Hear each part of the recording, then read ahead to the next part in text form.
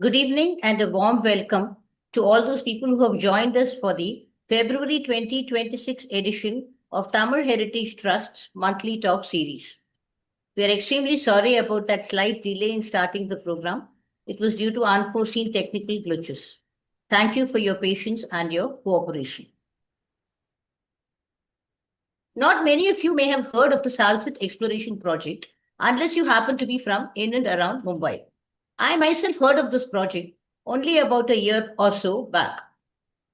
Now, most of us know of Mumbai as one of the largest, busiest, and fastest expanding metropolises across the world.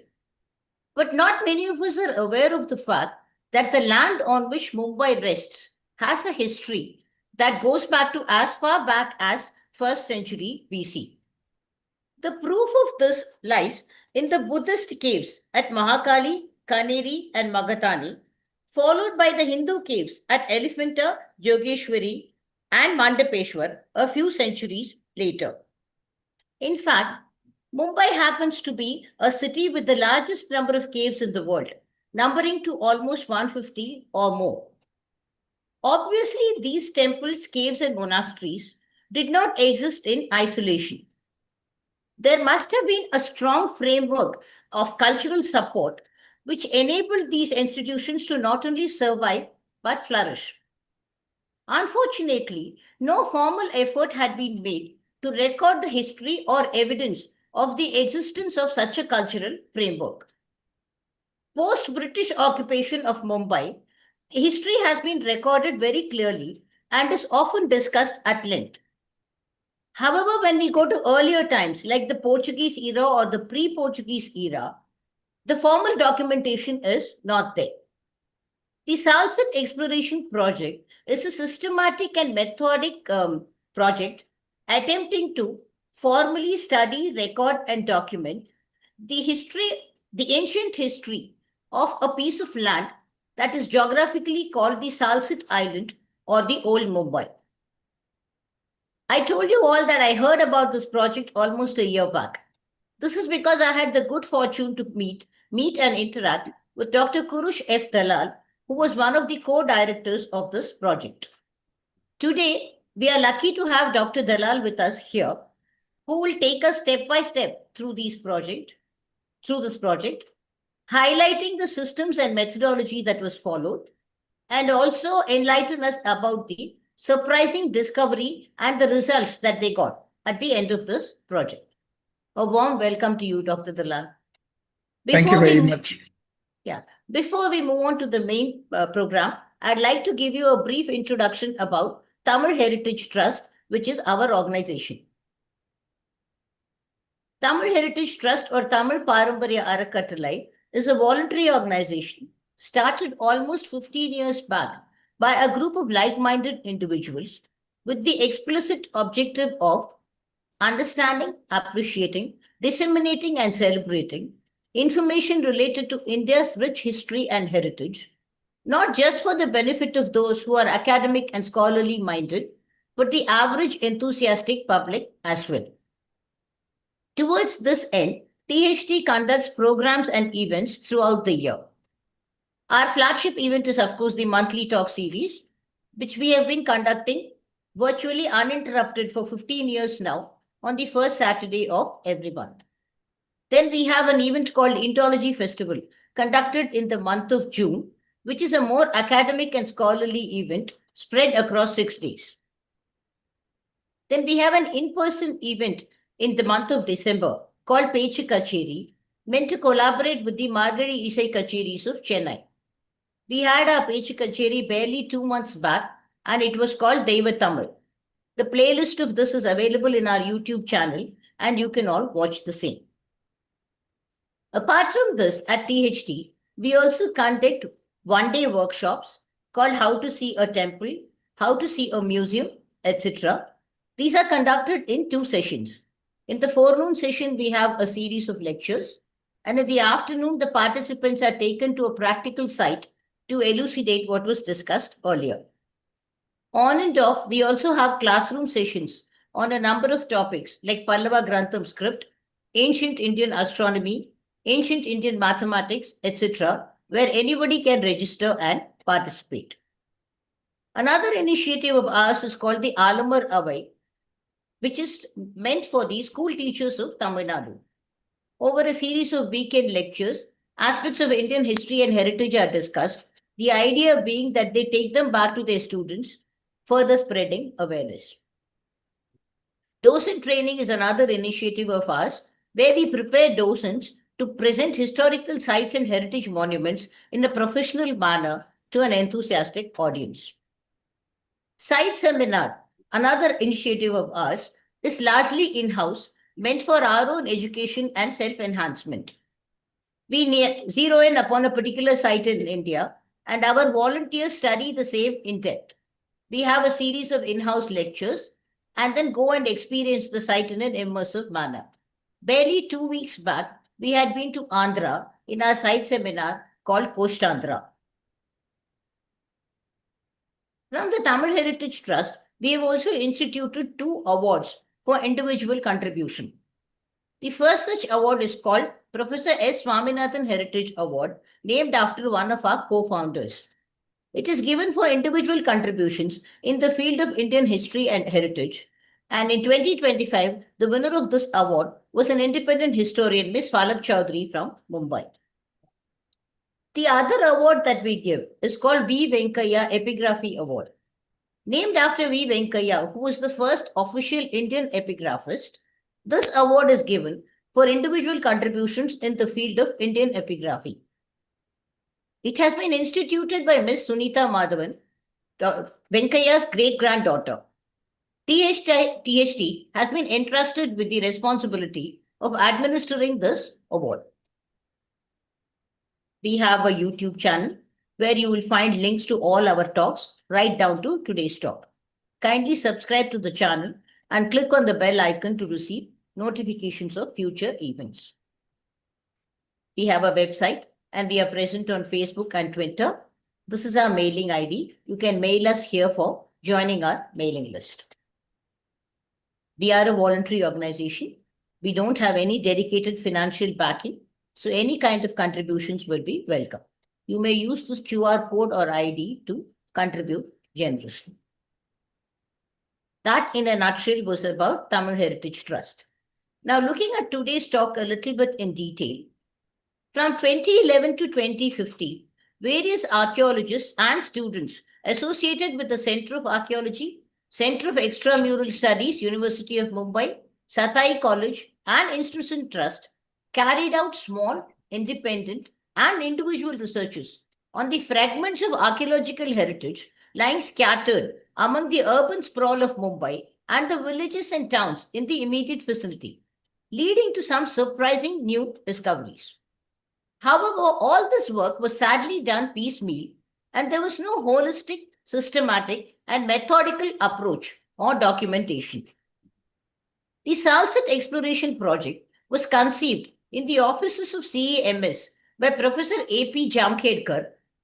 The concept of the project was to take up 6 geographically specific areas and to systematically collect the field data that was still available within the boundaries of a modern urban space. Now, the history of Mumbai itself can be broadly bulleted as, in the medieval times, occupation of Salcette by Shilaharas, with Thane as their capital. In the 14th century AD, the Gujarat Sultans took over, defeating the Yadavas who had displaced the Shilaharas earlier, and they set up trading stations at Mahim, Bandra, and Vasai. Then came the Portuguese in 1530, who seceded the 7 islands of Mumbai to the British in 1661.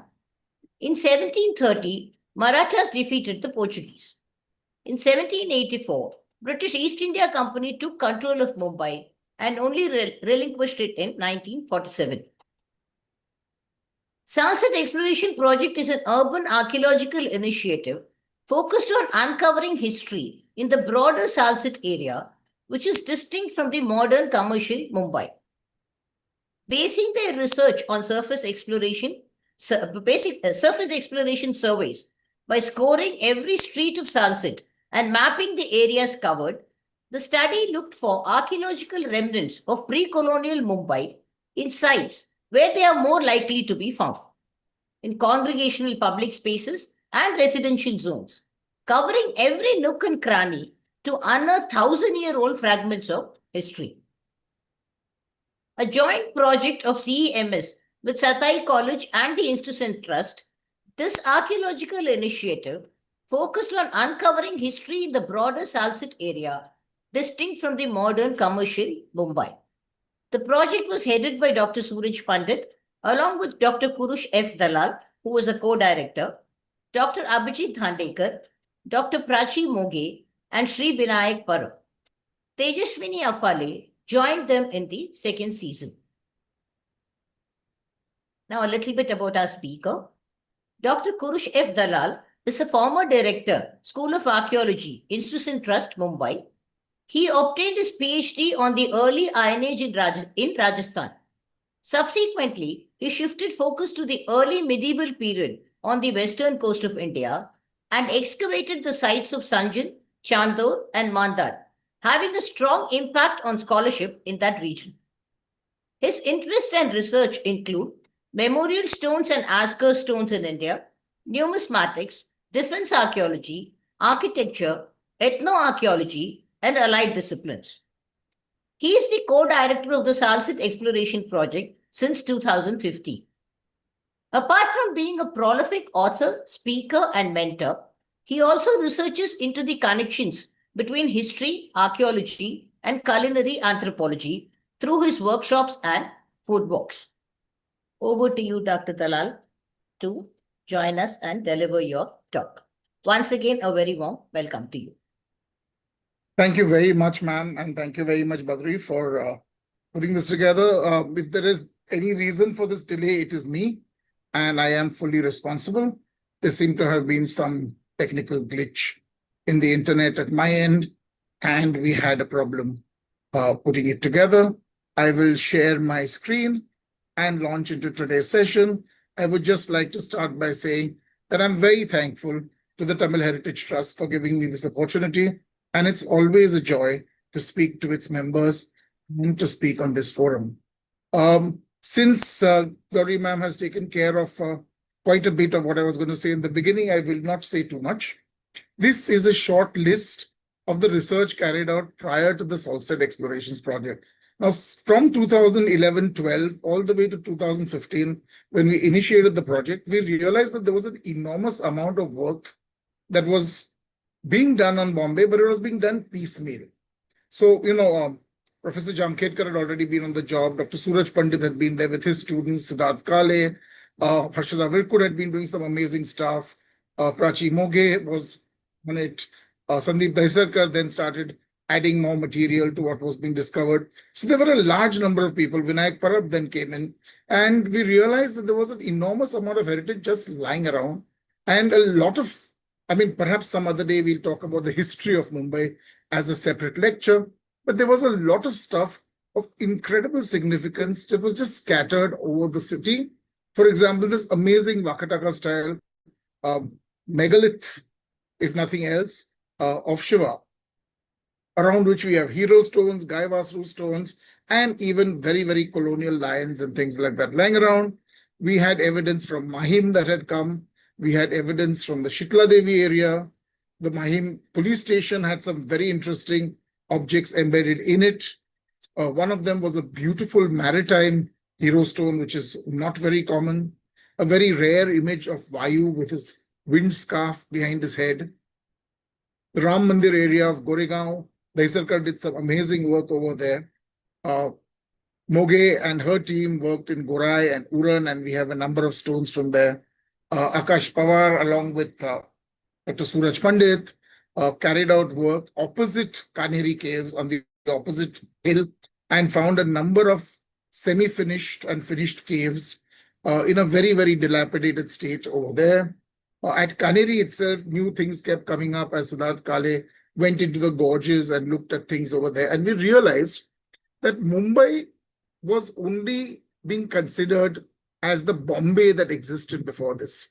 These islands that had been put together from Colaba to Mahim was what everybody thought Mumbai was, number one, which was not true. There was an entire landmass called Salcette to the north of it, which was actually in the historical and medieval periods, the Mumbai city. The islands were an extension of that. Um, so we realized that there was not enough work done there. The suburbs had gradually moved there, as you can see from the map on the right-hand side.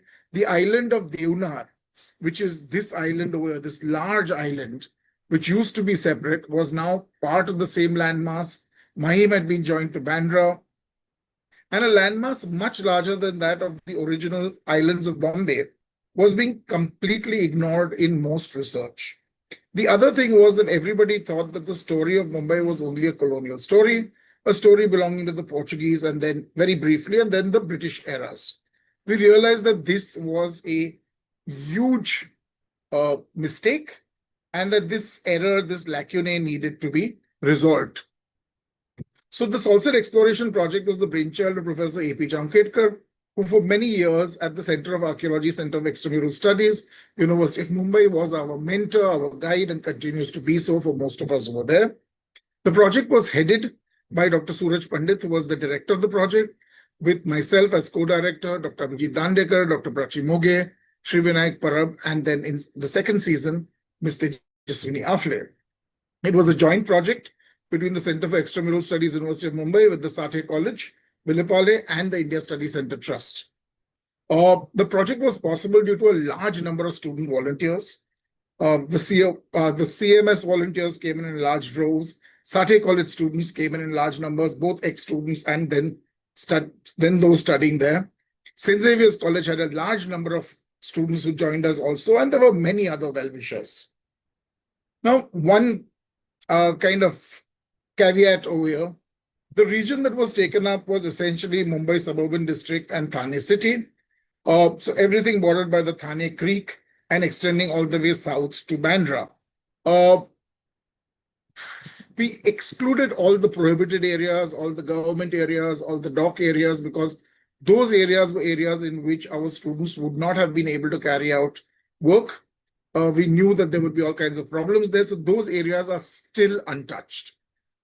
Just to, point out that there's a lot of material that some of which we were informed about, some of which we guessed, but we were not really able to get there.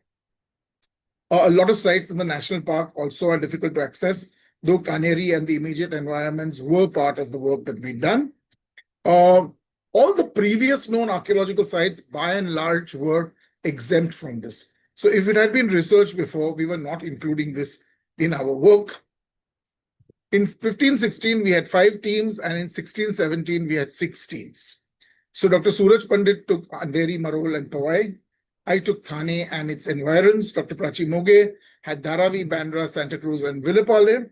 Dr. Abhijit Dandekar had perhaps the largest area, if you look at it that way: Gorai, Manori, Marve, Borivali, Kandivali, Goregaon, and Mira Road. Vinayak Parab had an equally large section extending from Sion to Bhandup, including Vikhroli, Kanjurmarg, and parts of Ghatkopar. Part of Ghatkopar then also fell into the region of Devnar. And in season 6, when we realized we needed to extend there, Tejaswini Afle took over Devnar, Chembur, and the area of Ghatkopar. The teams were also supported by museum research by Urmi Chandavas, community research by Vasudha Deshmukh, and some very exciting geological work which has already been published by the CMS geology team: Clayton Suarez, Samuel Pereira, Navid Sayed, Pranav Ranjan, Anthony Narona, Aniket Vichare, and Mayur Parmar. The staff of the CMS was, of course, always with us, helping us in every way in which they could, for which we are very grateful to all of them. This beautiful image of Gajalakshmi was found very close to the Kundivite caves, which are also known as the Mahakali caves.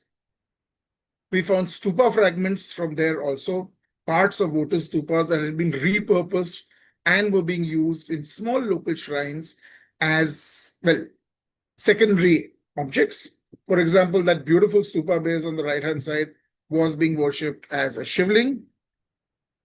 We also had some odd sculptures like this one from Ganeshwadi, which is difficult to identify as is today.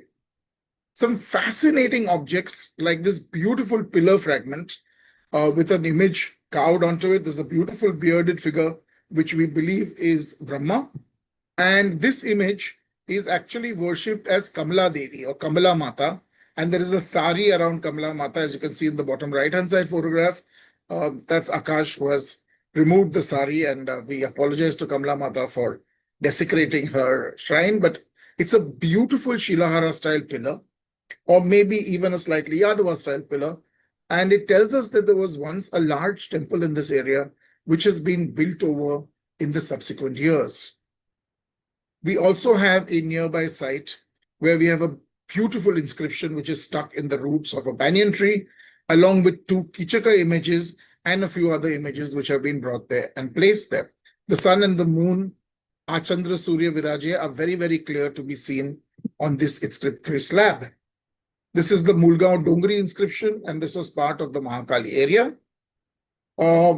Again, very, very badly weathered. This is a slightly earlier picture, and very difficult to do anything unless we were to actually remove the inscription from its location. This is the Kichaka from there.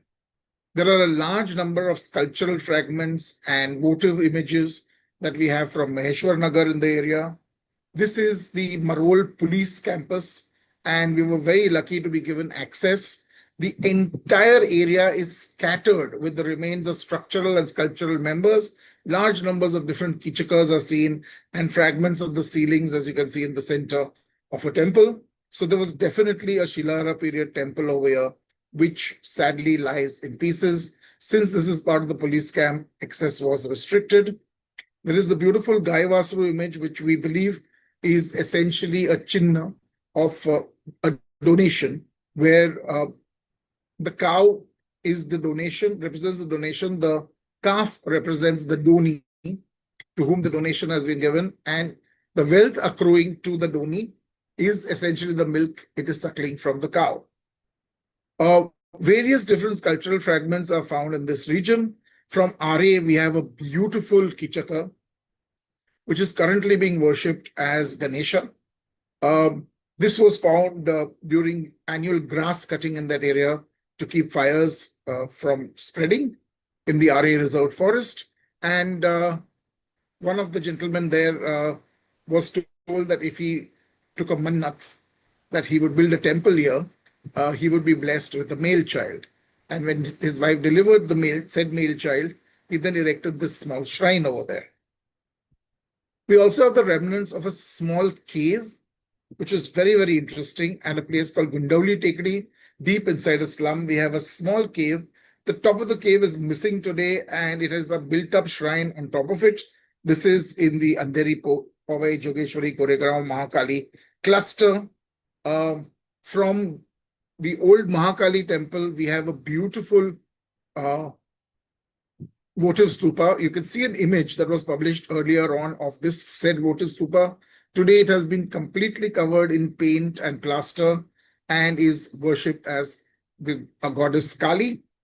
It is definitely a 10th century AD Buddhist stupa, and very interesting because it belongs to that terminal phase of Buddhism in Western India.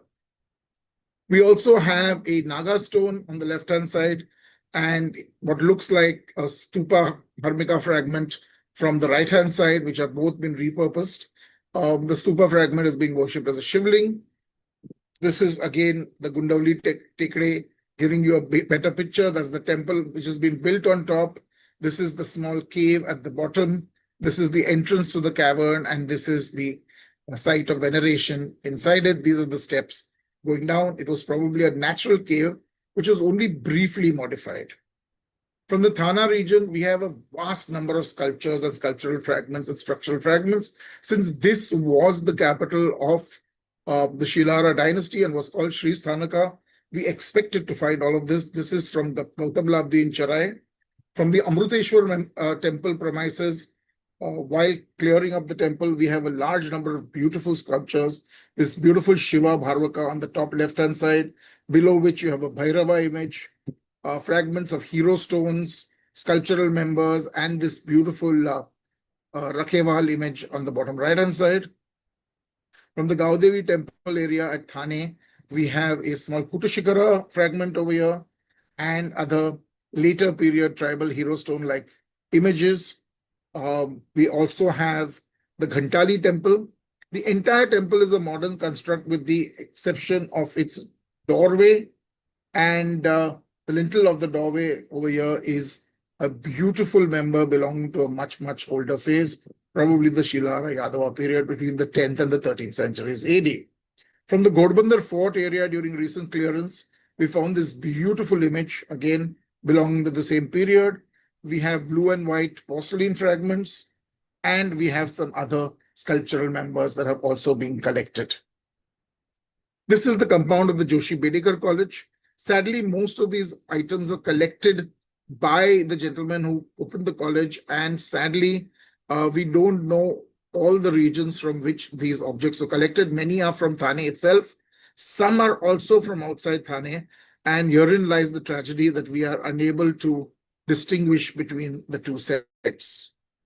At Katichapada, in the region between Thane and Kanheri, in the hills, we have these two beautiful images. One on the right-hand side, Brahmi Dev, as it's called by the tribals, is actually just the base of a pillar or a support, whereas the one on the left-hand side is a fragment, or perhaps in its entirety, if we were to excavate below, a hero stone with a large Mangal Kalash, which has badly weathered over time. At Kopri, which used to be a major railway station where barges would bring salt in and take salt away, we have the remnants of the railway line that you see over here, and a large number of beautiful cannon, British cannon, that have been embedded as bollards into this entire region. Luckily, these have been subsequently removed, conserved by Dr. Sachin Joshi and his team, and are in a much better way. The Kopineshwar temple has given us some incredible Shilahara evidence. These are Shilahara pillar capitals. On the bottom left, there is a Chaturmukha Linga, and there are various, there is a Vinadhara Shiva over here. There is a much later tribal image of Vishnu, and there is a Kutushekara over here also. The police lines have given us a wealth of data. Two Kichakas, the bottom of a goddess image, the head of another image, and this beautiful marble slab which comes to us from a Shilahara era Jaina shrine. Now, the Jainas, according to their own traditions, have only been in Thane for the last 250 years, and therefore this evidence of the Jains around 1,000 years ago is a very, very important piece of evidence. Desilting at the Siddheshwar Lake resulted in these beautiful images being recovered, a large number of Vishnu images. And sadly for us, after we did our first presentations on the topic, almost all of them disappeared from the location. So it was a good thing that we carried out our work when we did, otherwise we would have lost all of this forever. We also have some other stuff that has come up at the police lines. Sculptural remains at Gaon Devi, Kapur Baudi. At Harinivas Circle, we have a two-part hero stone.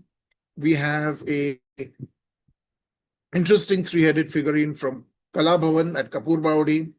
We also have other material which was found along at the police lines image that I showed you above.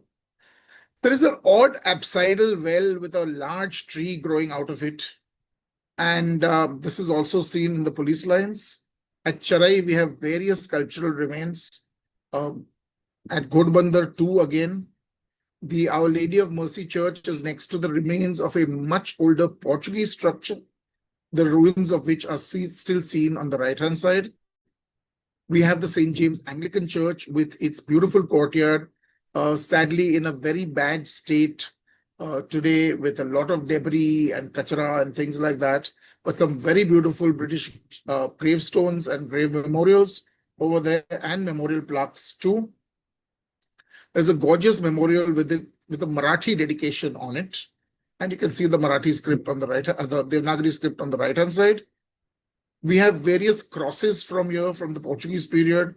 This very interesting cross on the left-hand side actually uses an amalaka to ground it into the ground, whereas the one on the right-hand side has a beautiful image of Mother Mary with her hands folded on the right, appears to be carrying some kind of, perhaps carrying an infant Jesus. This is a very, very rare kind of sculpture, and we do not have anything like this that we know of from the Thane region. The cross was erected in 1882. This is the ruins of a beautiful Portuguese manor house at Gorbandar. We have a beautiful Portuguese well over there. This image that you see at the bottom is not a well, but something that looks like a bathtub or a fountain base. The entire property is owned by Mr. Tare, who was kind enough to give us access. There is a well in Gorbandar with an inscription bearing the date of Samvat 1771 or 1773. It gives us the date over here and tells us who was responsible for putting it up. These are the sad remnants of the Nagla Bandar fort, which will soon be lost to us forever because they are not being conserved at all. This is the Lady of Mercy Church at Kurmal, one of the original Portuguese churches, which has actually survived the Maratha removal of the Portuguese materials. This is at Nagla Bandar again. Dr. Prachi Moge and her team worked in Dharavi, Bandra, Khar, Juhu, Santa Cruz, and Villepale. This is a very, very odd image that we have recovered from Bandra. We also have on the left-hand side a hero stone. This image is courtesy Mr. Vikram Rao, who found it outside his house on the beach. A beautiful chalice at St. Anne's Convent in the Chimbai extension. In Juhu, we have a large number of objects that were recovered by a local gentleman who sadly is no more with us. These include beautiful sculptures. Over here, you have a Lakshmi Narayana sculpture with Garuda at the base. You have beautiful sculptural members and structural members scattered around the property, which were all collected from Juhu, according to him. That's a three-sided kichaka over there.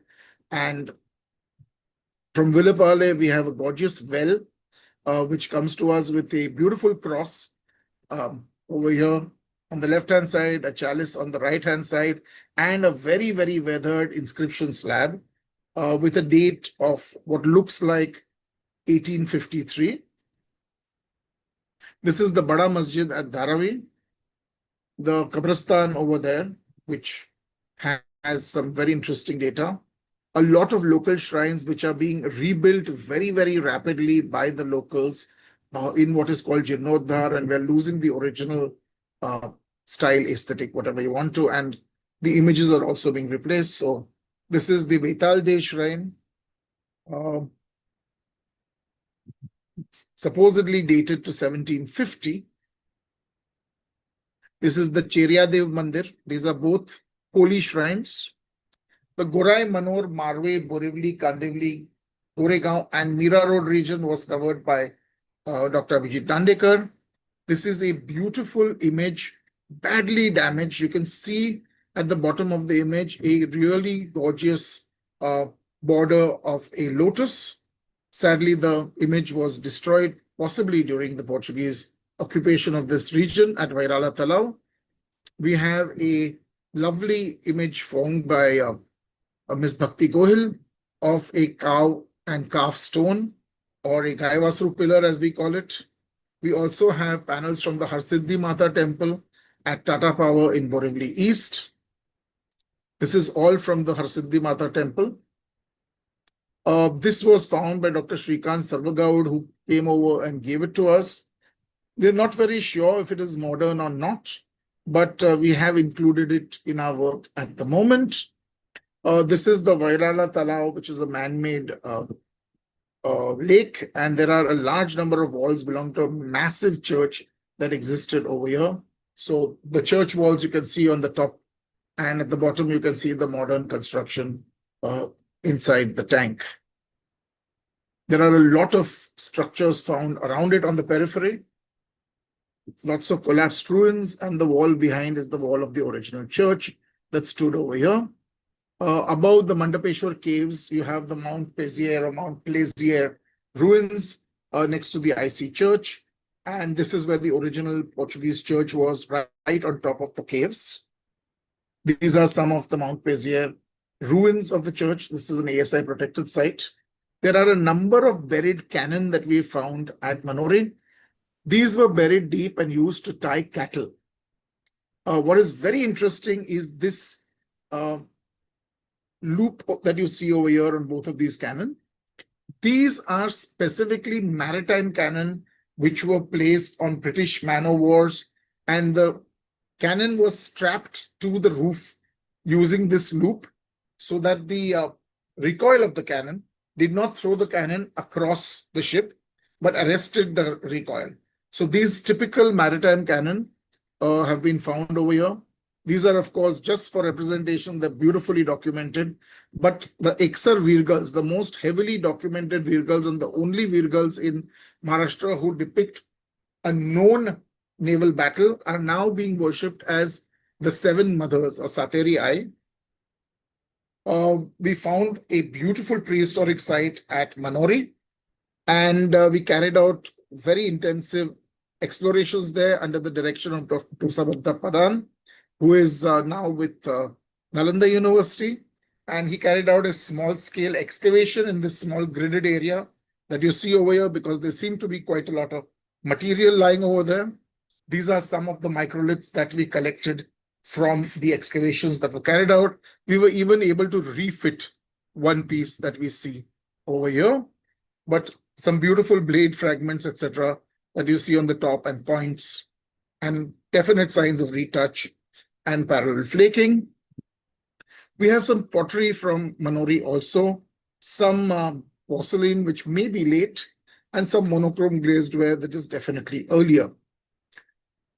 At Patilwada, we found a very, very beautiful inscription which actually drove us slightly mad, because it seemed to make no sense till we realized that it was two separate inscriptions. So this is the Patilwada structure. This is the balcony. This is the balcony over here enlarged. And these are the two inscriptions that you see over here. They are not one inscription, but actually two separate inscriptions. And trying to read them through and through was the mistake we were making. The letters are very, very similar. The lines are very, very similar. The second stone is actually quite eroded and may have been a slightly earlier one. It is in Nagri, and it mentions the name Harji Dattuji Patil. This might be the earliest evidence of the title Patil, which is a very common title in this region for a person in authority. The third line also has the word Naik, another title, and the E is written as though it is Modi script and not Nagari script. And this is a very interesting crossover. So Shri Ganeshaya Namaha, and it gives you the date of 1311, or maybe one of the other teens, and it then goes on to give you the date. This is the other one with Hariji Dattu Patil's name on it. Sadly, they're very, very badly damaged. We also have a Farsi inscription. I'm sorry, it doesn't look very good in the image. From the region, we also have some Portuguese inscriptions over here. There are a vast number of churches, because this was a area that was mainly a East Indian locale. This is the beautiful St. Bonaventure Church, which is still preserved on the left-hand side, what is left of the original bell tower, okay, and part of the original church over here. It's a much smaller church today at Erangal. The Dongri Church has this beautiful decorated slab with IHS, the Society of Jesus' logo. Some beautiful reredos from inside the churches in this area, which have still been preserved from the Portuguese period. Some very interesting British era structures from 1897 and earlier. This is from the salt works at Rai, and we were lucky enough to actually find a map of the salt works and to understand exactly what we were looking at. Along with the cannons at Patilwada in the second season of explorations, we also found a beautiful cannonball. A lot of ethnographic data was being collected by the teams also. This is just to give you an example. Koli women preparing the Samgar Devi for her worship, the Khodiyar temple, which has been built by the Gujaratis who come and settle down in the last few years, the Mariamman temple, the Malviya Loha Samaj as his temple. There is a beautiful Peer's Dargah in this area. So Manori is a very, very interesting mix. We have some beautiful ethnographic data about people over there. This is a lady from Bandra who was buried over here on the left-hand side. Sorry, that's doubled. The Mulund, Bhandup, Kanjurmarg, Vikhroli, Ghatkopar, Kurla, and Sion region was the region covered by Mr. Vinayak Parab and his team. This is the Bhandupeshwar temple, very close to the Bhandup railway station. This is Gorap Dev from Kanjurmarg. On the right-hand side, you have a Kshetrapal from Bhandup. This was the most fascinating thing from Bhandup East.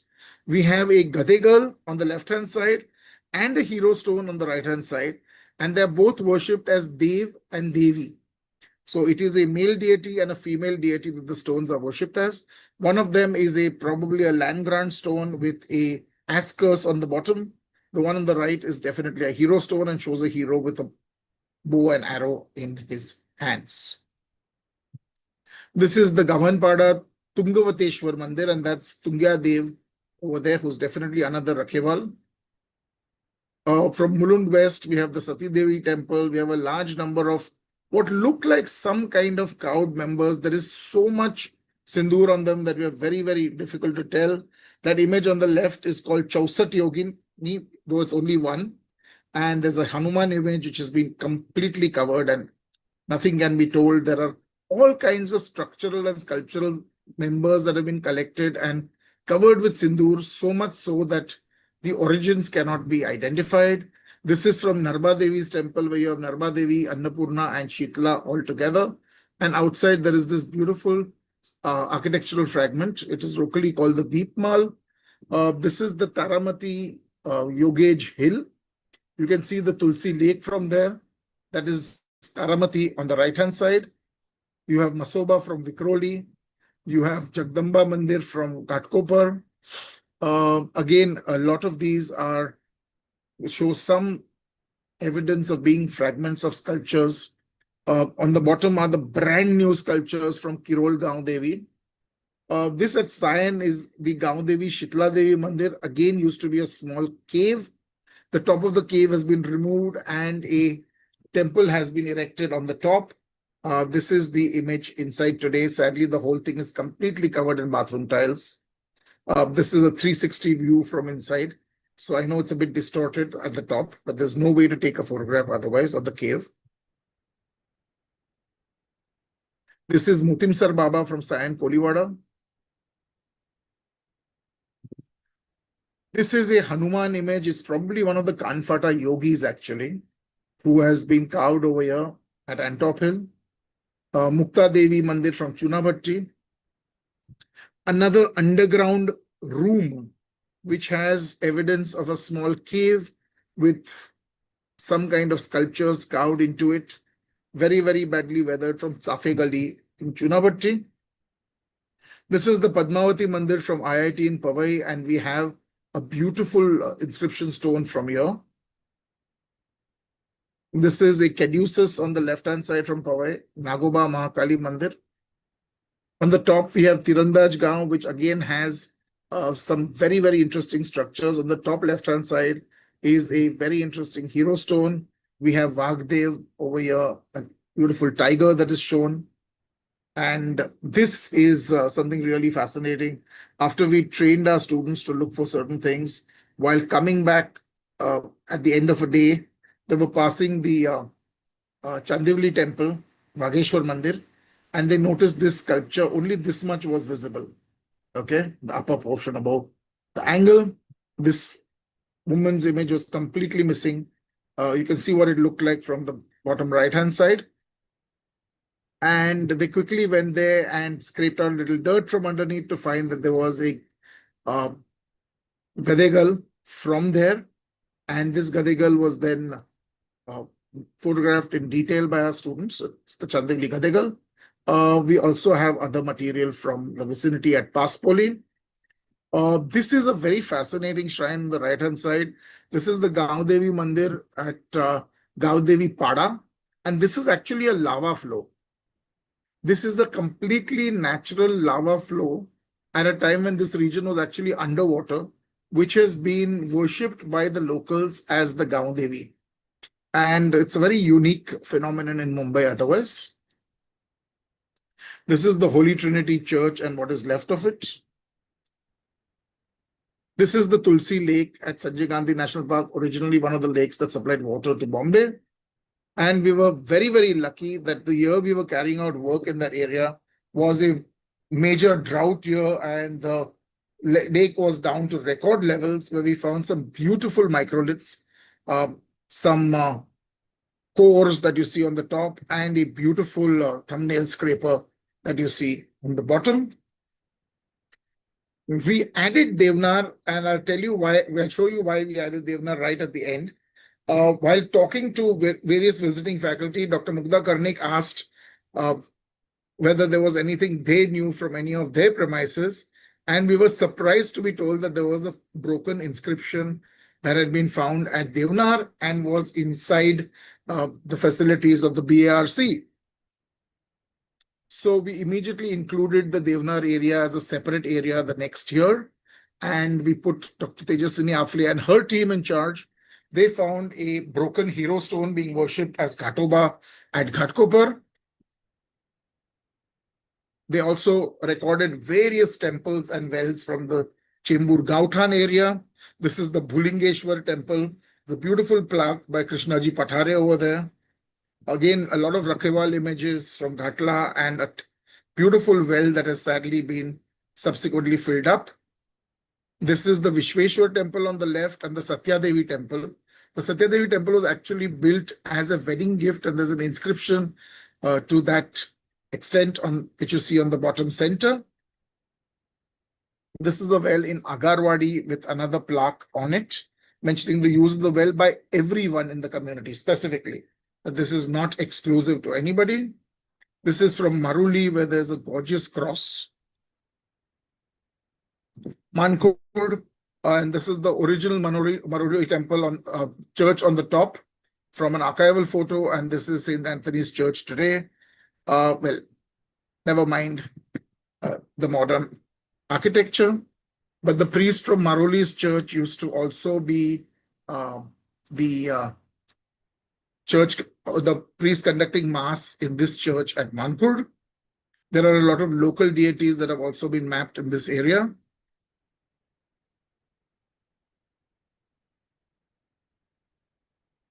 Most of them are Jarai Marai, Maruai, etc. This is a repeat of the stupa fragment from Ghatkopar that was first documented in the first season.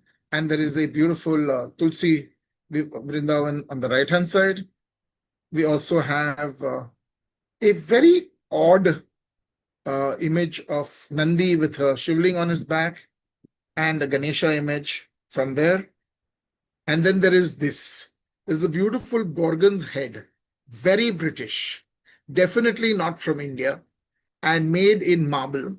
And it has been adaptively reused as Shani Dev at Chembur camp. In Trombe Koliwada, we have a stone mile pillar on the left-hand side, and we have a cannon stuck into the Trombe Koliwada jetty to be used as a bollard. From Trombe, we also found two, though we could only unearth one, beautiful burial inscriptions in Portuguese gravestones. There used to be a Portuguese church over there. And the second one, we could only see a corner of, and a beautiful fragment of glazed ware that we also found over there that you see on the top left-hand side.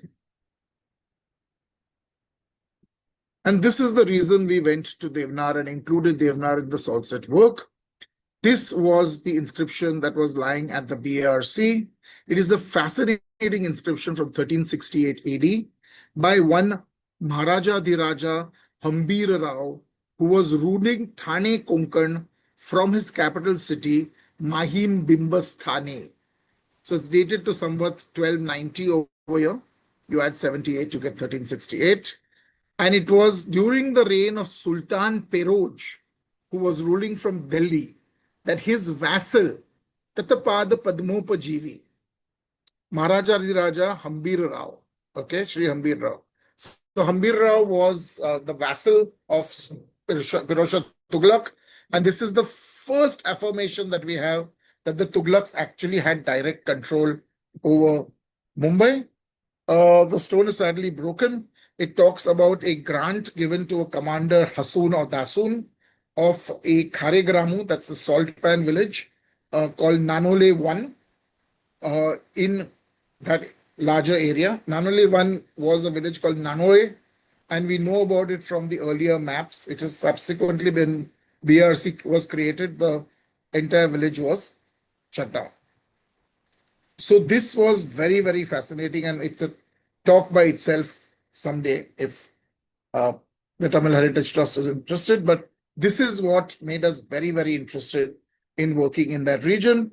And we found that despite most of it being covered by BRC and out of bounds, and the rest of it by Mahul, which is essentially the uh, Bharat Petroleum site, there is still a lot of peripheral data that we could gather. I'd really like to thank the Tamil Heritage Trust for inviting me to deliver this talk.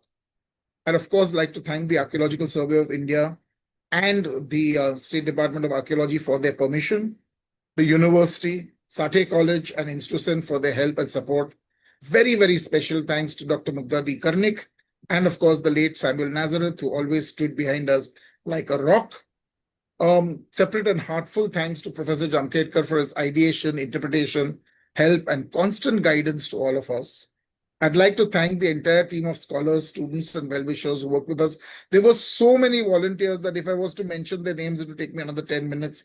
They know who they are, and I am very, very, very grateful to all of them. Special thanks to Ramesh, who was helping us to collate the data for a hopeful publication, but sadly, things haven't quite worked out there. We wanted to work for 2 or 3 more seasons in the field because we felt there was a lot more data. But sadly, permission was not extended by the Archaeological Survey of India. And then all the principals of the project subsequently have carried on with their lives in other directions. And this very, very interesting project has been kind of left halfway. I have to thank the team leads, Dr. Suraj Pandit, the project director, Dr. Vijit Dandekar, Dr. Prachi Moge, Sri Vinayak Parab, and Ms. Tejaswini Afle. A huge thanks to the Commissioner of Police and the Municipal Commissioner's Office for also helping us in many ways. That includes Thane Police also. And finally, to the people of Mumbai for helping us in so many ways, just too many to count. So thank you very much, ladies and gentlemen. I know I've rushed through an enormous amount of data, but there was much more that I had to curtail. And I remember telling Gauri ma'am that I had only 158 slides, and she asked me whether I was being serious, and I wanted to put you all to sleep. So I hope I've not put you all to sleep and that you found this interesting. I will be happy to answer any questions that you have. Thank you very, very much to the Tamil Heritage Trust for asking me and giving me this opportunity. Thank you. Let me just add all of us for a discussion. Just give me a minute. Actually, it was a fantastic talk. Yeah, let me say, what I want to do is, if there is a possibility, take a piece of Chennai and then do exactly what you have accomplished there. Yes. The first thing that caught my eye was that you were able to collect material going back 10,000 years, maybe More perhaps. even more. When you're talking about all the Neolithic tools, we have no idea. I mean, we have not really tested, dated all of them, but it's fabulous. Many of them are fragments, but I have there are a few questions. But before I come to those questions from the channel, one of the first thing that comes to my mind is it's much more than archaeology or history. The way people in a particular area have behaved, when they find something which they are unable to explain as something that they have made, they have assigned some kind of a godly deified it. they've deified it, basically. They made it. It may be in any shape, so they have just given it a name. It's, again, we are talking about a very very simple minded, not highly philosophical people. So for them, there is a male god, there is a female god. They have a piece of anything, and they have just deified it. That's really fascinating to me. And, we may have aesthetic reasons. Why have you done this? We can ask all those questions. But I really like that approach to, make everything as their gods. And really, because of which a lot of them have been preserved. Yeah, rather than destroy anything that they find which they are not able to Exactly. identify, they have Very adapted it recently, into their lifestyle. yeah, Yeah. we were in Amravati, and the stories we hear of how the Mm. place was raided for purposes other than deification, right? So that, they've all gone, they're completely lost. So that was the first thing that I could notice. Um, there are some questions that I know I'll sort of mix it with. You mentioned Ramesh Gauri Raghavan. He has asked a question. He has asked a couple of questions. Um, Nagla Bandar Manor, which is near my house, is already lost due to quarrying. It's just a comment that he has made. Very sad, but what to do? Yeah. And then he has a question. What caused the deities to become amorphic in the local beliefs? So they continue to have a name and rituals even when the original underlying iconography has been established, like Mahakali and Exar, etc. Oof. This is a huge question. To put it very simply, what happens is as long as there is direct patronage Mhm. from various different ruling authorities, the the greater tradition imposes a certain set of rules on its deities. Right. Once that polity no longer exists, and there is no longer a very strong Hindu polity in the region, the people return to their deities. So they Ah, very often keep the names, they very often change the names. So, you have Vagzai, Nolai, Zolai, so on and so forth, the folk deity names. And sometimes they hold on to some iconography. Sometimes they become completely amorphic in their iconography. So I have seen throughout the Konkan a goddess holding a tiny shield in her left hand and a sword in her right hand. And there is a little board under her in wood, which tells you the name of the specific deity. But that one icon is used for every single deity in that entire region. ah, Exceptionally, there is very interestingly seen that the goddess Jholai, for some reason, is always shown as Mahishasur Mardini. okay. So the icon is Mahishasur Mardini, but the deity is Jholai. So I remember when we found a broken icon and we put it together, immediately the locals said, this is Jholai Devi's icon, which belonged to the older temple, which was discarded and a new icon was made. So Okay. very, very matter of factly. So this Okay. is something that happens very often. And this is a very interesting testament Mm, to change with continuity and continuity with change. okay.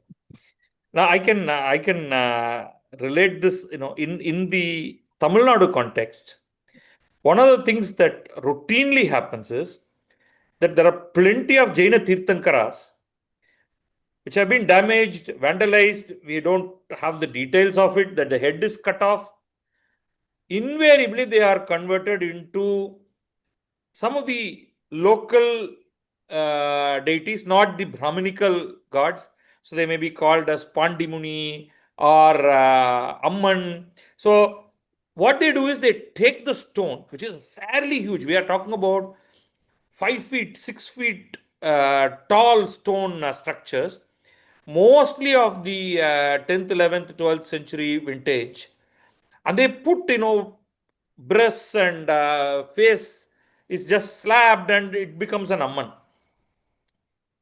And the temples are built, not like the small temples that you are talking about in the structures that you have shown.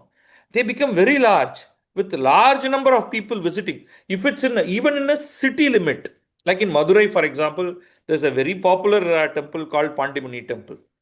Invariably, there are many Tirthankaras, particularly Tirthankaras, that have been converted like that. Now, you cannot even go and, there was a sort of a comment hinted. I don't know whether somebody asked, can you recover them today and say, no, no, this is originally, it's a piece of Tirthankara. the current devotees will just lynch you. They will not let it's their God today.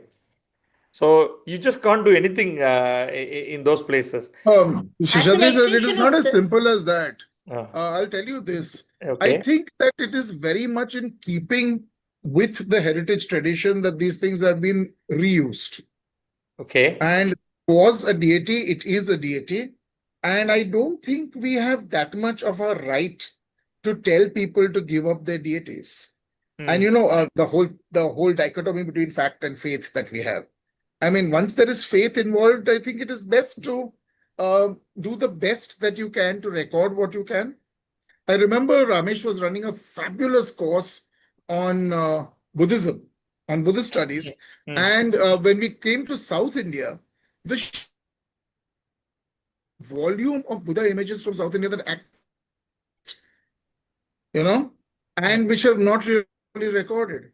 And many of which, like you said, have new names. Right. Yeah, I mean, it's just Right. But I was going to it's ask just you, crazy. just as an extension, what do you do to all these objects that you have discovered? Have you moved them and are you planning to keep them in a museum or something? Or are you going to be involving the community? Just a minute. Why I said it is like, this Mythic Society in Bangalore have been recording all their inscriptions. So many of these inscriptions, they have involved the local community to install it in a particular place. And then the community takes pride and, sort of folds it into their ethos. So that way, are you planning, or are you planning to take all these So and put them in a did museum? Or carry out a, we did carry out a lot of sensitization and what we call public archaeology in Mumbai. I mean, this was a public archaeology project. And we did talk to the people wherever we found these things, explain to them what it was. But we found, honestly, people were not very welcoming. They didn't want to be told anything apart from what they believed. Yes, in the case of some inscriptions and things like that, they were very proud. So at Patilwada, they were very thrilled to find that, Datuji Patil's name was mentioned over there, etc. And that he was probably one of their hoary ancestors. The other thing is that a lot of these images have a certain degree of sanctity, due to which they are picked up and carried to the nearest temple if they Right. are discovered, during construction and things like that. Sadly, today, many of them are stolen on a regular basis. There is a huge antiquities market and things disappear after they've been found. And we've realized that this is a genuine menace all over the country. I mean, it's just recently that we've been talking about, items being returned to India. Right. So Right. there's so much of this happening that we have too much heritage and we have very little value for it, sadly. Yeah. Yeah. Throw a stone in India and it'll probably bounce off two heritage structures. Right. Right. You're right. It's exactly a similar question from Evita Prague. I think that's her name. The Juhu objects you showed, are they still in situ? The objects Yes. such as cannons found in Manori, etc., have been moved. And she asked to where? Question mark. Okay, so the Manori cannons are at Manori.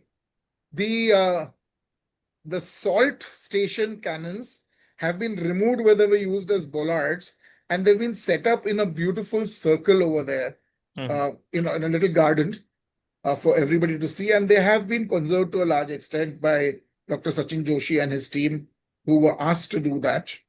So those have been, to as I said, a large extent preserved well. You see, when the British man o' wars stopped using these muzzle-loading cannons, the British realized that they had a phenomenal number of cannons, Okay.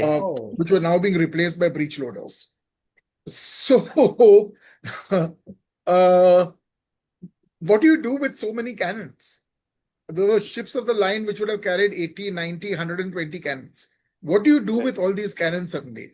So a lot of these cannons were reused as bollards. There are two at the Gateway of India even today. And the Gateway of India now has walls in front of those bollards. So those bollards are not used as bollards any longer. It became so common in Great Britain that subsequently in Great Britain, when they had to make new bollards and fence posts and things like that, they were cast exactly like those cannon, slimmer and smaller, because that had become the idiom. So we were now replicating cannon to use as bollards. Okay. So Okay. it's a very, very interesting way of adaptive reuse, then being kind of, backwards integrated in some ways, if you'd like to call it that. So this kind of thing is also very much part and parcel of the deal. There is a canon that is being worshipped over there as a local deity. Oh, That one was not moved.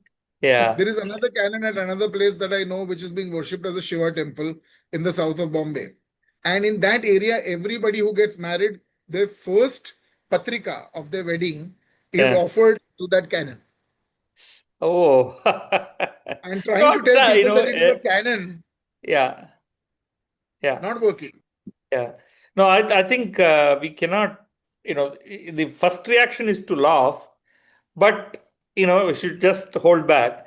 That connection, there is a query from Adil Desai, which the answer is going to be difficult. How does one try to reclaim stupas repurposed as Shivalingam in so many different places, especially like Kaneri in Mumbai during Mahashivaratri, or Somnath in Gujarat and other places in India? So something that looks like Shivalingam becomes Shivalingam today. What do we do? we Do saw we it in even? the Andhra trip also this year, no? Yeah, Yeah. yeah, right. So I was categorically told by a very venerable Buddhist gentleman in Bombay Uh-huh. that, he was very, very worried that all of the Chaitya Grahas were going to become Shiva temples Uh, because they had a stupa inside. And to right. most people, they look like a Shivlinga. Yeah. Now, I can understand his fears, and I don't think that's going to happen because Chaitya Grahas are very well protected monuments. Okay. But yes, it is the fact. If a bearded god is Yeah. painted in a pink color in oil paint and then becomes Kamla Mata, Right. there is a bearded lady and you can laugh about it. But Yeah. this is the sentiment of the people. And if the sentiment of the people is the sentiment of the people, we get Right. tons of beautiful Gajalakshmi images scattered across the western coast of India. They are isolated images. They're D-shaped stones, Right. two Right. elephants, Lakshmi in the center, gutters, varying degrees of, how should I put it, execution. Mm-hmm. Some are very fine, some are very coarse, some are very simple. Okay. And they appear completely by themselves. And what do you do with them? Local people worship them. Right. Now, Gajalakshmi is a deity that belongs to the Buddhist era and is Uh, very, very, very, uh, very much a part of the Hindu pantheon. yeah. And Jaina. And Jaina. Yes, and Jaina. Yeah. I didn't So, want to include that for lack of now getting into even more controversy. Look at the Jaina beds in Tamil Nadu. Local people refuse to accept that they've got anything to do with Jainism, and they'll tell you on your face that the Jains have nothing to do with this. right. Gajalakshmi is clearly cutting across all the religions. And at least, as long as you retain it as Gajalakshmi, that is one thing. But if you just say it's somebody else, even then you can't do anything. If that is what the people see, it is the question of, Sentiment. is it the people's object of worship, or does government have a role? Does a local government have a role? Does the central government have a role? Would ASA step in? As you say, you throw a stone and it's going to probably bounce off two heritage structures. ASA cannot even handle it. So this is a very, very complex problem. Now I See, in have Gontupalli, we saw a beautiful Chaitya, no? It's called Dharmalingeshwara or something. And they have Round installed Chaitya. one Nandi outside and it is so difficult to access. So people actually come up all the way there and worship So, Absolutely right. Yeah. Gauri Yeah. ma'am, absolutely right. yeah. So, this, I remember, I think Ramesh telling me that the Neo-Buddhists have now reclaimed their stupa that was turned into a Shivlinga. Okay. Yeah, he's So- just messaged here. The Kaneri Shivalinga has been reclaimed by the There Neo-Buddhists, you as far as I know. There you go. So this this is a cyclical thing. Correct. You really need a certain number of that particular community to even demand that hey, look, it's actually this, and then that is when a scholar can even step in, because if it goes to court, Most of the somebody has to time, if a say scholar does it quietly, nobody nobody is. Yeah. You come, you do your bit, you go over, you publish in some obscure place. The local people don't mind it. Yeah. It is when you start claiming that they should stop doing what they do, Right, stop right, worship they do. So, right, that right. So I would like to move to the inscription side of things. Yeah. What is the oldest inscription that you have found? You showed quite a few inscriptions, but I couldn't get. so the oldest datable inscription at the moment from our work is still the 1360 inscription, 1368 inscription of Hambir Rao. Okay, There are older inscriptions from Mumbai, from the Kaneri caves. We have inscriptions going back to the Satavahana era. right, right. And a little north of Salcette, we have a couple of Ashokan edicts, one of which is preserved in the museum in Mumbai. Okay, So, I mean, inscriptions that way go back far. But from our work, the oldest inscription that we have to date is the 1368 inscription of Hambir Rao from the BARC. See, Hambir Rao was a very interesting king, and we could do an entire talk on him because there were two known inscriptions of him from across the water from Bombay. And then after we published this one, we had people come up to us and talk about another one, and we went and found that. But before that, we found a stray reference to a possible inscription, and we found that also. So from two inscriptions before we started our work at Salcette, we now have 5 inscriptions of this one king, ruled from this place which he calls Mahim Bimbas Thane. So this, Okay. there was this pseudo-historical medieval king called Bimba. And there Okay. is a text called the Bimbakyan, according to which Bimba came and ruled from Mahim. And people said, no, this is all rubbish. This is just a myth, so on and so forth. Others were like, this is history. Today, with a stone inscription of 1368 AD mentioning Mahim Bimbas Thane, Mahim, the city of Bimba, there is no denying the fact that the legend of Bimba goes back to the 14th century, if not earlier. Right. And Or Bimba is even supposed to be from the even the 13th name century. Mahim Rahim, huh? gets, it's not a later name, but rather at least a 14th century Yes. name. And we know that Bimba's successor Hmm. was, one of the successors of Bimba was a king called Mahi Bimba. And we Okay. wonder whether Mahim was named by Bimba. Okay. There is a lot of speculation now. Suddenly, it's more historical speculation than before. Okay. Also, the fact that, you have one mention of the Mumbai region being part of Alauddin Khilji's territories, with Alauddin Khilji's son as the governor in this area. Mm-hmm. But that would have been a greater region. Here you specifically have a Tughlaq name, inscription with Tughlaq's name on it, Firoz Shah Tughlaq's name on it. Right. Sultan Piroj Delhi Rajyam Karuti. In 1368, the Sultan Piroj in Delhi was Firoz Shah Tughlaq. Hmm. We Right. start asking questions about why his name suddenly appears on Hambir Rao's inscriptions that are late. On his earlier inscriptions 2 years ago, he is not mentioning his vassalage. Okay. Ah. Okay. So again, there is a lot of turmoil going on in this region, which has never been recorded in history before. So, when we did this survey, this Salcette project, one of the things, Shishari sir, that we wanted to do was say that this should be a template. That you can do this in Chennai, you can do this in Bangalore, you can do this in Delhi, you can do this in Calcutta, you can do this in Cochin, you can do this wherever. Every Right. single has material lying just on its surface. We haven't dug anywhere. We Right. haven't Yeah. excavated anywhere. Apart from taking off 10 centimeters of soil on the beach at Manori to take that one test trench, okay? We have not conducted any excavations of any sort. All of this material is only on the surface. Imagine how much we are losing every year as we concretize our Right. cities. So there must be so much more. After we did this and presented all this, we used to have annual presentations at the university at the CMS in those days. One of our students came back and said, "Mere baju ki building mein they were excavating for foundations, and they have found 5 images in Thane." So Wow. those were separately recorded. And the next thing we knew was 2 months later, not a single image could be found over there. They were all gone. Which is, again, the collector should be taking cognizance of this. We've tried, but the collector very categorically tells us that he has far more important things to do than so. That's really sad. Because one of the fragments, at least, of the Vishnus that you showed, of course, badly damaged, it's very clear that it looks like Gupta era. One of the Yes, yes, the one on the left-hand top side. left Yes, yeah. one that was Yes, there. yes, I agree with you. Looks very late You know, Gupta to me. and that's probably, looking the oldest of the lot that you had Yes, with I the agree with you. quality.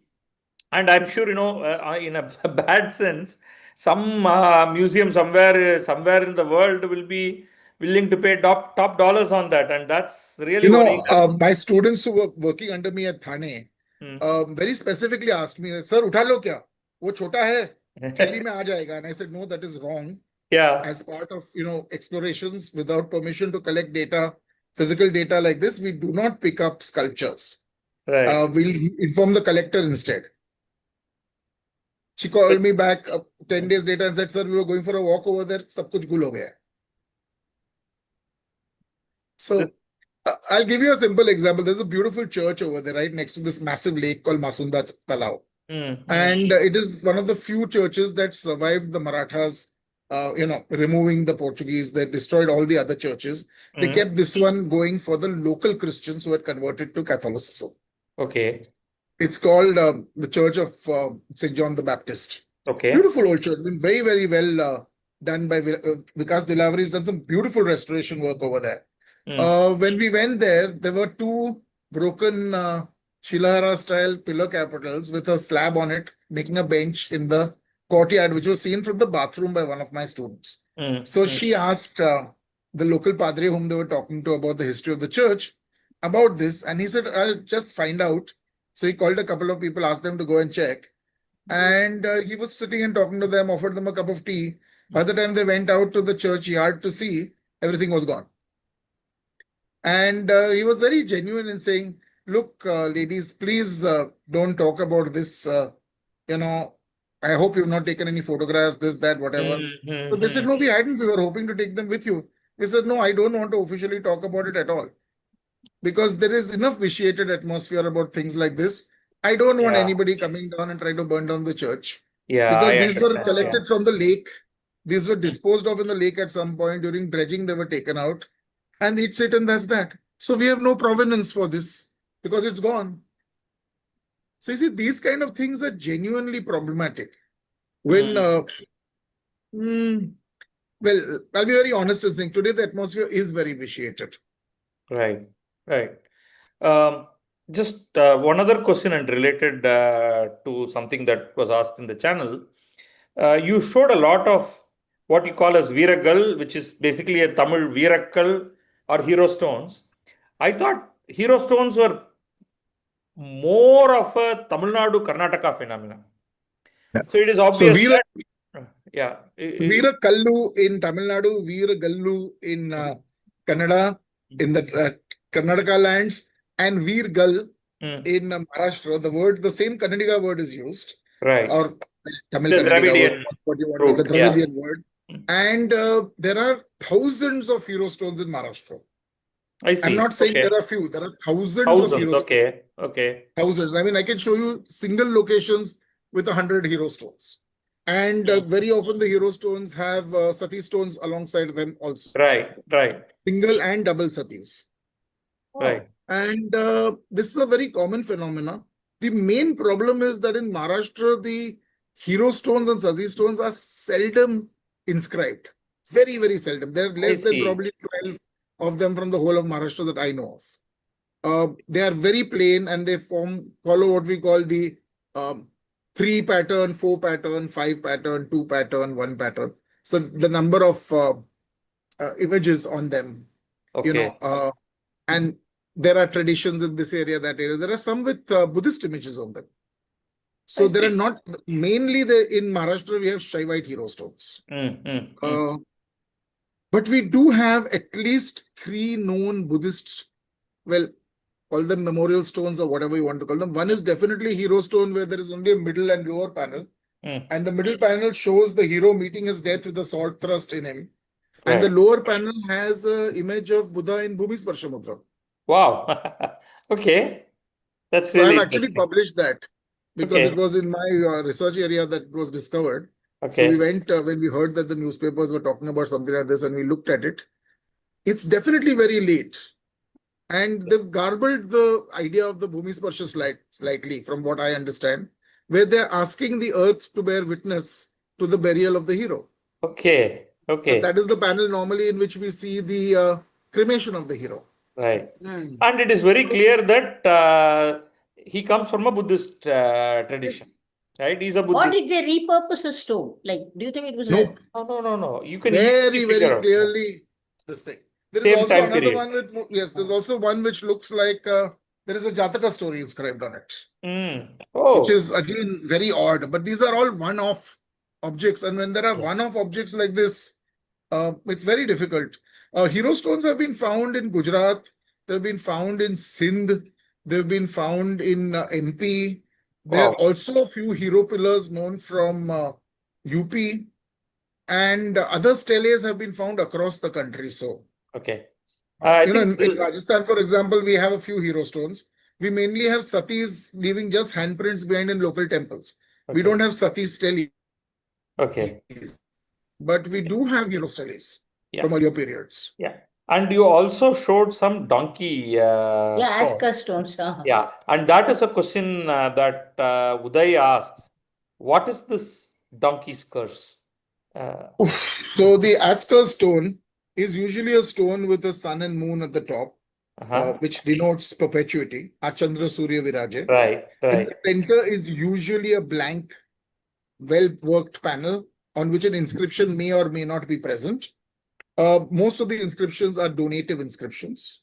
There are exceptions to this also, as in land grants, but there are some other kinds of donations also. These are usually given in the name of a local monarch by a minister, his minister as such. Okay. And at the bottom of which there is sometimes what is called the verse, the imprecatory verse, which is a very early use of Marathi when it says, "I gadede zavize." So if you break the grant in any way that has been given to this man, if you defile that man's grant, your mother will be forced to copulate with a donkey. Oh, okay. Very Okay. rarely the sister also, but it is usually I gadede zavize. Your Okay. mother will be forced to copulate with a donkey. Okay. And Dr. Harshada Virkud has done her PhD on this. And I Okay. think at last count, she has catalogued over 150 of these stones from Maharashtra and stones as far away as Bengal and Odisha and other places. And this image is also seen on temples at various places. Wow.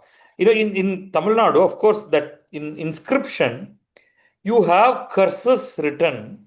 It's like, if you don't execute this particular donation to the temple, it is equal to killing thousands of cows and eating cow meat and so on and so forth, right?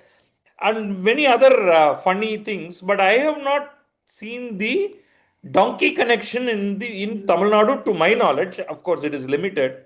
So we'll have to really check whether we So have. we have them from Goa, we have them from Karnataka. Okay. But there are local variations. So in Gujarat and in Karnataka, we have a variation where may your mother turn into a donkey and your father turn into a donkey. And two donkeys are shown copulating at the bottom. Oh my God. Okay. Bengal and Odisha, Uh, we have the term, may your mother turn into a pig and your father turn into a donkey. And there is a beautiful grant stone of the Sena dynasty from Bengal, which is in the Bihar Museum, the older one, the Patna Museum. And it's a beautifully polished stone with, very clearly engraved but low relief, just line drawing kind of engraving of a beautiful inscription, the donation of an entire Buddhist vihara. On the top of this is a beautifully engraved, and I can only say engraved, not carved, beautifully engraved stupa with a Buddha image in the center and all of that. And at the bottom of it is a pig having carnal relations with a donkey. So there's a female pig and a male donkey. And can you imagine? This is the donation of a Buddhist vihara from the 11th, 12th century AD. In Odisha, we have inscription, luckily for all of us, there is no continuous tense adaptation of the inscription. In the sculpture. But at the bottom row, you have, so the curse is, may your mother turn into a sow, may your father turn into a donkey, and may your father's brother turn into a camel. And luckily, the animals are only in a row at the bottom of the inscription and not shown any way indulging in any calisthenics. Oh my But the fact that a camel is being discussed in Odisha, that is again very enigmatic. Where did the camels come to Odisha in this period? So God. yeah, it's an entire topic in its own right. Just so fascinating that you get so much. I mean, what you don't see in your history books series, basically. But absolutely fascinating. Thank you. And today, even though you ran through because you wanted to show us so much, there is so much that we could actually capture from this. We've not even talked about the Neolithic tools and more, but we have really run out of time. Gauri, I do you just want to wanted to add You know, ask just you, to yeah. finish, So when Yeah. will you one be last formally thing. publishing? One second, Gauri. One last thing, just to finish, there is a site called Chirner, where Okay. there are two of these donkey curse stones. One of Okay. them is next to a lake, which is next to a small shrine. Inside the shrine is the second one. The second one, which is definitely older stylistically, has Okay. been completely covered in vermilion. It has a sun and moon with a Mangal Kalasha slightly above it in a circular pediment on top. Okay. And what would have been a massive inscription with a high relief donkey and woman emerging out from it directly, not in a box. And the whole thing has been covered in layers of vermilion, so much so that the sun and moon have been turned into two discs. The Mangal Kalasha has got two small glass eyes now that have been stuck to it. This is the head. The sun and moon are the breasts of the Devi, next to which is an image of Bhairava. It is a Bhairava temple, and this is Parvati. So I was quite shocked to find the reuse of this kind of a stone as a goddess. That was the first time we saw it. And Okay. Dr. Vilkut published this, and we were quite shocked. And we asked the local pujari what was happening, and he said, "This is Devi." And we said, "What is happening down there?" And he said, "That is Devi's Vahana." So we said, "What is Devi's Vahana doing?" Yeah. And he categorically said in Marathi, "Danda deto is." He is inflicting punishment. So you see, there is a certain continuity. Right. You Right. know exactly what is going on, but there is a certain degree of continuity. Okay. Yeah, Wonderful. just one Wonderful. last question. When will you be formally publishing your findings in the Congo report?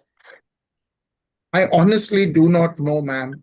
Ramesh has done some fabulous work in compiling the data, but it needs an enormous amount of, uh, you know, uh, reworking, and we need the entire team to put time aside.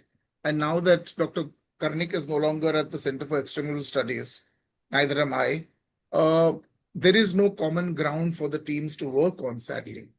And it is very unfortunate that it has not been published. By the same And I logic, you may cannot not see how restart the project, no? Because you said you have one a lot would of love work. to restart the project, but this would not be right to restart this project without Dr. Pandit, because he is the director of this project.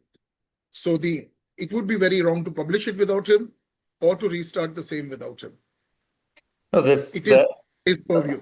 yeah. The amount of effort that goes into getting things out, the amount of effort to catalog and to write is even more because you have to refer, you have to compare, you have to write And then detailed, interpret. high quality notes. Uh, you know, I hope very high quality photographs have been taken. Uh, Probably Very good photographs have been good taken. photographs because that project itself could be a very long. I mean, something at least one of the things that you could consider. This is something that the entire archaeology heritage community should consider is some kind of crowdsourcing. Create this material, put it up, give some notes, ask people to collaborate and write detailed notes like a Wikipedia-ish kind of a thing. I don't know if academic approach will clash with something like this. I really don't know.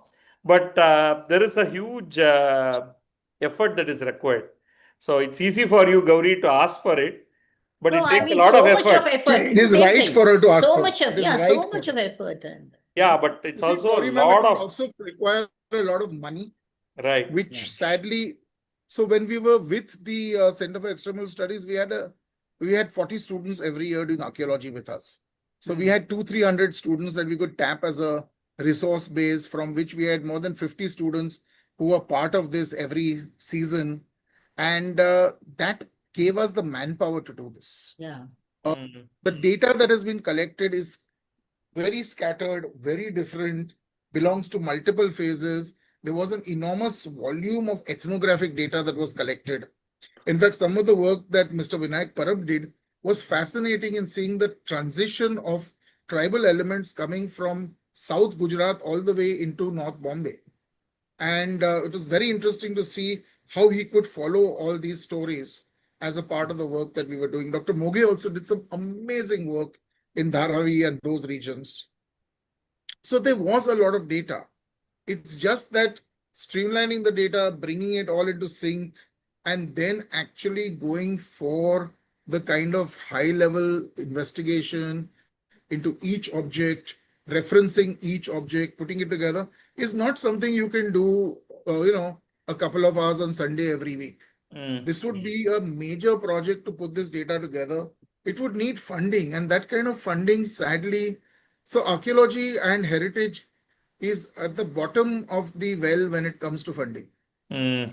And people don't realize that when you fund a research project, it's only half the job to collect the data. The rest of the job Yeah. is to put it into a publication format, and that costs sometimes 4-5 times what it costs to collect the data. A good excavation, if it costs 10 lakhs, then it costs about 30 lakhs to put that data together. Because Yeah. there are tests, there is this, there is that. I mean, not saying in this case.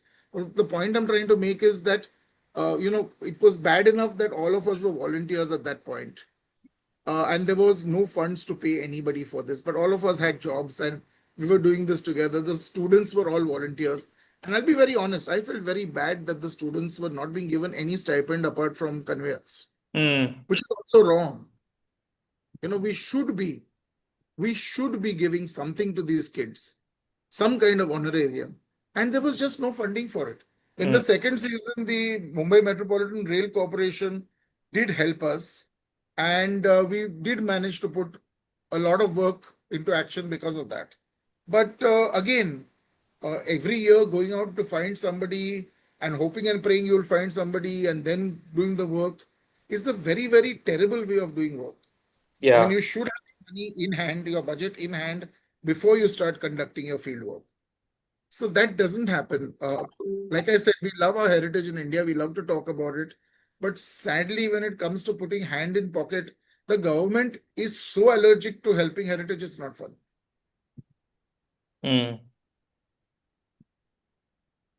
Okay. All right. I think Yeah. the On somber that note. not Sorry. so Let's see how optimistic note, things yeah. change as we go Yeah. along. Yeah. Over to you, Gauri. Yeah. Anyway, that is phenomenal work. Alas, we are ending it on not such an optimistic note, but whatever you showed is really like worth hell of a lot and definitely needs Thank you. revisiting to see and Thank assimilate you. everything so much that you showed. And thank you so Thank you. much, Dr. Dalal. And we hope to see you soon on a talk on relating to food and culinary anthropology. Okay, not Why not not? any Why of not? We those should do one of inscriptions, those. Yes. etc. Okay. Yes, Yeah. let's do something more left of the field. We could Yeah. always do a talk maybe on archaeology and food and anthropology and things like that in general. Yeah. Sure. Yeah. Thank you. Wonderful. Thank Yeah, you. thank Thank you. Yeah. Bye-bye. Thank you, Thank you very viewers. much. Thank you. Yeah. Thank you for all your patience and cooperation. We hope to see you next month in our monthly talk series, first Saturday of March.